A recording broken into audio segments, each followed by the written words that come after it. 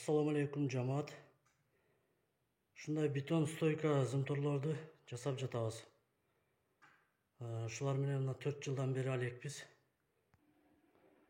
Бетон стойкалардын эки түрү бар. 10 2 метр.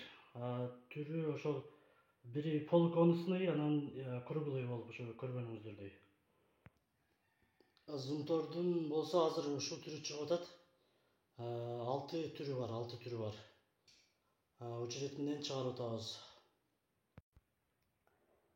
Алдын ала заказ кабыл алабыз.